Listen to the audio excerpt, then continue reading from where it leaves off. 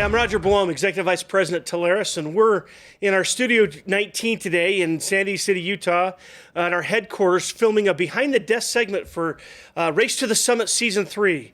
Today, we're lucky enough to have with us Rob Scudiere, the President and COO of Fuze. Rob, why don't you tell us a little bit about your background and welcome the partners out there watching this episode? So Roger, first, thank you for having me, and thank you to the Telarus team for having me on today's behind the scenes. Fantastic. So Rob Scuderi, President, Chief Operating Officer at Fuze, responsible for product, engineering, support, professional services, and business operations. I've been with the company for 15 months. Prior to that, I spent a little more than a decade in the security space, operating large SaaS businesses north of 500 million. And when I thought about coming to Fuze or my next opportunity, there was a lot of similarities when I looked at Fuze in terms of a fantastic market, incredible product, great people, and a really mission-driven purpose. And so I'm excited to be here at Fuze and excited to be talking to you today, Roger. Well, I love this. It's exciting to get started, and you know what? I think we have a unique opportunity here in the fact that you're in charge of engineering and product development, if I'm not mistaken. So you got to give us the secret sauce. What's happening at Fuze that is the insider information that nobody else knows? Sure. So, listen, one of our highest priorities this year is really centered around our continued innovation in the blended experience around the product. Specifically, when you think about work that we've done in mobile, our development center, our contact center, and all the focus and investment that we've put into customer success. For us, if you think about some of the key enhancements we've made recently, they look at greater user accessibility, updated contact center solutions, enhanced emergency services. We've also done a lot in terms of adding features to be able to support remote users, enhanced our IT management tools, the types of things that modern organizations need in order to get the greater flexibility and scale for their end users. We've also, Roger, done an incredible amount this year around our integration ecosystem. Specifically, when you think about enhanced integrations we've done with Microsoft Teams, Google Calendar, and Zapier, all to really enhance the callings, meetings, and chattings workflows that end users depend on a day-to-day basis. I'll tell you, that's one of the biggest questions we have is how do I take advantage of my Microsoft investment, right? Teams is a big disruptor and contact center. You guys have made major moves there. So any success stories you've seen happen with around any of those or just any other success stories you want to share? Sure. So we have seen, like the rest of the industry, obviously Teams get a lot of adoption. We work with enterprise customers who typically take a best-in-class strategy in terms of technologies, Teams being one of those. And so we've really focused on how can we augment the Teams experience. And the way that we've done that is really taking the Fuze product and embedding it in a way that enhances the workflows of the users, specifically not on calls within Teams, so between Teams users, but how do we bring the external calling component and making that a frontline citizen across all of the different endpoints and making them native experiences for web, mobile, and desktop. And we've seen a lot of success with Fuze sitting right alongside Teams in enterprise customers.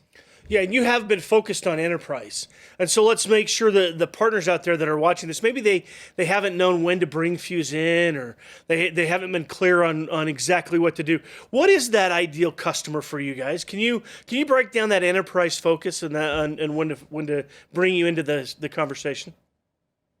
Yeah, so great question. So for us, we classify enterprise really as any organization that has more than 250 users. Now, our sweet spot over the years has really been around more complex global scale deployments.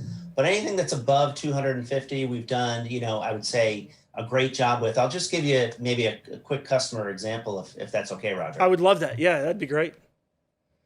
So we recently were in a very competitive, engagement with a customer. We beat out a lot of our public competitors. And what we did is we ended up winning this large US retailer that was approximately 15,000 employees. And one of the reasons we won is because of the quality of our solution, our mobile first strategy, were really differentiators. We also have a tremendous amount of experience in the enterprise. And given the tight timeframes that this particular enterprise was looking to deploy, they wanted to make sure that they had the confidence in the provider, and Fuze fit the bill.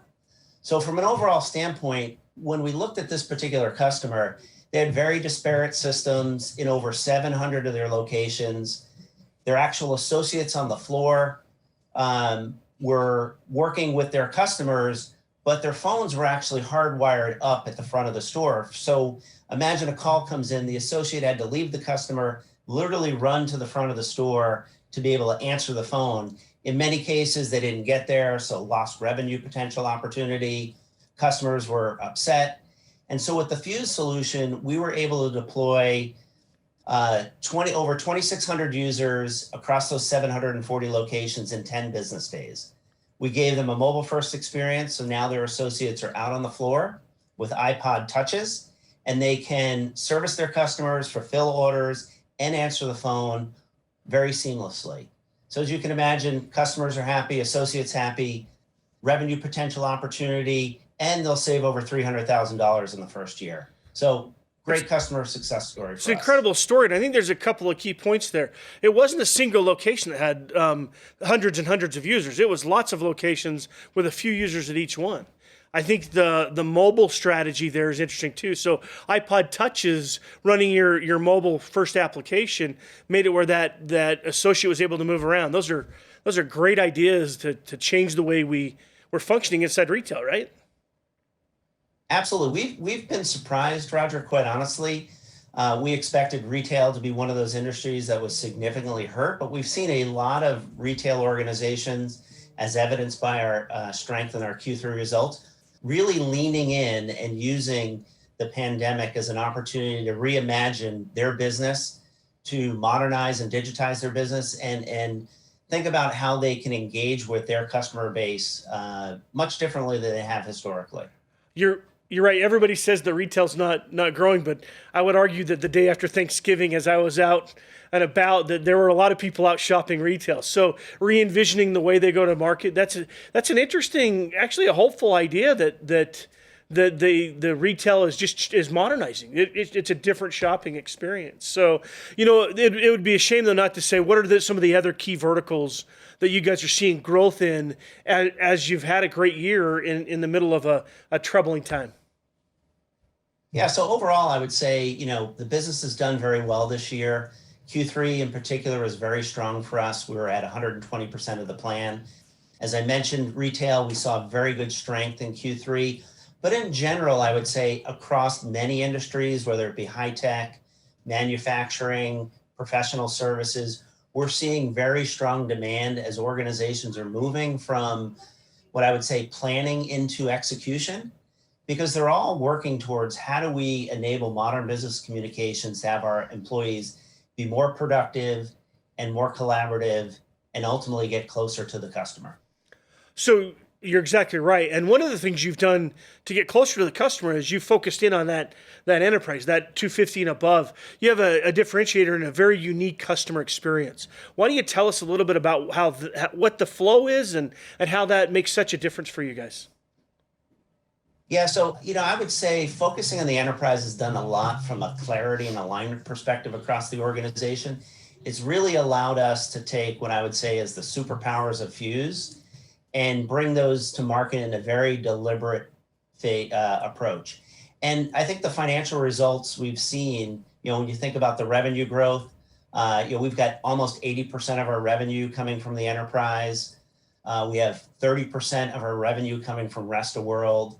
We've seen 44% enterprise revenue growth over the last 2 years, 110% enterprise net retention. These are areas, what we're hearing from the market is where we excel. And so doubling down and staying focused on that segment of the market is allowing us to reinvest not only in the products, but also in terms of how we think about helping organizations through our customer success programs. And you mentioned earlier in that case study, hundreds and hundreds of users in just days, right? Bringing an entire enterprise up to speed. The focus allows you to do that, right? That's what's giving you the flexibility and agility to make sure you can deliver on those kind of promises. Absolutely, Roger. Got it. It'd be hard to think of 2020 and not end up in a pandemic COVID conversation, right? Going forward, it's affected us for a long time. I'm curious, what are your predictions? What are the trends that are going to stick? What are the things that so I get we changed and everybody wants to talk about we sent everybody home, but there's going to be some underlying things that become a new normal and really function. What do you think those are? Yeah, so great question. I would say as we look to 2021, one thing is our customers and other organizations really accelerate the deployment of intuitive technology solutions that are connecting and inspiring their talent.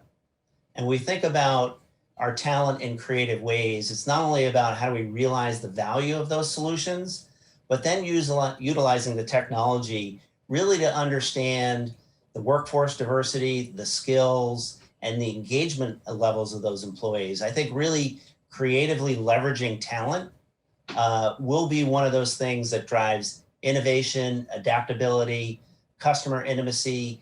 And for a lot of organizations, it's going to be that differentiating factor that allows them to navigate some of the ongoing change that's ahead.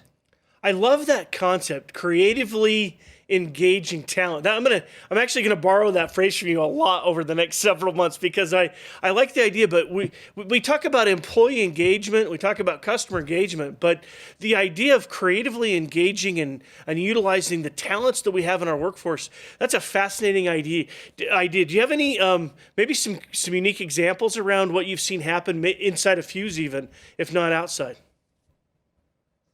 Yeah, so absolutely. So inside of Fuse, one of the things that we do is we obviously have a very diverse and global workforce. So we have employees in North America, EMEA, Australia, from each one of our disciplines, whether it be services, support, sales, product, engineering, et cetera. And being able to assemble those individuals in a way that maximizes the initiative and the output that we're trying to achieve has been something we've been focused on quite a bit this year. And for us, it's about understanding, how do you get the right people engaged at the right time with the right set of skill sets to really drive some of that innovation and difference in terms of how you approach your customer base. And you've taken the challenge of bringing them together away by having a great mobile experience and a great remote experience. Our international partners should be listening to this, right? Why don't we talk a little bit about those international markets? Will you restate those markets you guys have resources in and the ability to sell into? Yeah, so we really pride ourselves on being able to have global resources in each one of the geographies that we have. We think that's one of the things that's super important is being a trusted partner. And so in North America, EMEA and APAC, we have services, sales, support resources in those regions so that locals can service locals. And we get a lot of good feedback from our customers on the fact that we were able to be with the right language in the right time zone with the ability to actually fully service their needs from an end-to-end perspective. And I think that's super important if you're going to be a global player in this space. You're absolutely right. Having global resources for that global player. As you talk about that, I hear myself, if I'm a partner sitting out there and asking about, okay, what's Fuze's approach to the channel? So why don't you talk about both the channel relationship and the relationship with Telarus and why that works so well and is so important for you guys? So I think, Roger, as you know, we've had a great partnership with Telarus for a number of years. Telarus is critically important to our go-to-market strategy, as well as the rest of the channel partner community, quite honestly. We derive probably 70+% of the leads that come into the Fuze organization through the channel. So for us, it's a strategic imperative to make sure that we're partnering closely with the channel, listening to the channel, and quite honestly, making the investments to support those folks who are on the front lines in the channel, working with the end customers that ultimately we bring a cohesive and meaningful solution to those end customers as a partnership. Yeah, and we've seen you making those investments and bringing people towards the channel and doing the things that need to be done to really get focused in on that. So while you've gone through some growing pains and figuring out that focus on that partner experience and that size, it's been an incredible opportunity for partners that maybe haven't tried Fuze before. I'd tell them to reach out, right? And so they can get to you through the Telarus resources. Is that correct? Yes. Absolutely. Perfect. And Roger, quite honestly, as we think to 2021, getting additional scale and accelerating our growth so that we can better support our customers, expediting, accelerating, enhancing the partnerships and finding new routes to market with those partners is a very important area of focus for us as a company. Yeah, and we see the investment being made. We made a decision to invest in the studio we're filming in and figuring out that virtual reality. I can't help but resist, or I can't resist as we get ready to wrap up here. As the chief operation officer, the product guy, what are the innovations that Fuze is going to come out with in 2021? Give us I get you can't give me the stock tips, but give me the secret sauce that's coming out next year. I'm really excited to hear what's going to happen. Yeah, so some of the things we're focused on is clearly continuing to partner with enterprise organizations to make sure that we're delivering tailored solutions that, quite honestly, integrate into their broader ecosystem, because it's all about providing the agility so that these organizations can empower their end users, their employees to collaborate and deal with what's in front of us. So for us, it's also about how do we continue to provide solutions that interoperate in a deeper way, understanding that the enterprise has many different technologies, and we need to provide a very seamless experience across those best of breed products, embedding solutions and experiences so that, again, it becomes a much more efficient workflow for the end user, and they can then take a stickier product to their end customers. Those are some of the key areas that we're focused on as we think about next year, in addition to enhancing our contact center, building out more of our integration ecosystem, and ensuring that we continue to deliver best-in-class voice and video for our customers. Very well said. I know that as we look at, you talk about the integration ecosystem, I think that's a big deal. We're picking a platform here that has to plug into lots of things in the future to keep us working and motivated and engaged. And I think that as we teach our customers that, we'll do a better job. You guys are in a great position to be that platform that people can plug into, correct? Absolutely. That's one of our key design points for 20, and as we think about 2021, is being that platform that integrates to create that seamless, low friction experience, regardless of which application you choose to work in. It should be very easy for you as an end user to get your job done. It's great to hear. You guys have been a great partner and a great part of our community and ecosystem. As we wrap up here in the studio, I just want to thank you so much for being with us today as we start the season 3 of Race to the Summit. It's exciting. It's fun. Make sure you're out there reaching out, trying to work with Fuze. And if you haven't taken a solid look here, make sure you reach out to them. So, Rob, thank you so much for being here with us today. I appreciate it. Until we see you in person, stay safe and be careful as you go around and do things. But any final thoughts or words for the partners as we wrap up today? So first, Roger, thank you for having us. Again, Telarus has been an incredible partner. I would say to all the channel partners out there, Fuze is here. We're a good partner. We're looking to work with you, and we've got a great product and solution that we think, quite honestly, meets the needs of the enterprise space. Perfect. Thank you. Well, that's a wrap from the studio here, Studio 19 in Sandy, Utah, at Telarus headquarters. We appreciate this behind the desk segment with Fuze and our Race to the Summit Season 3. Thank you, everybody. And until we can see you in person, enjoy yourselves and be careful and be safe. Thanks, everybody.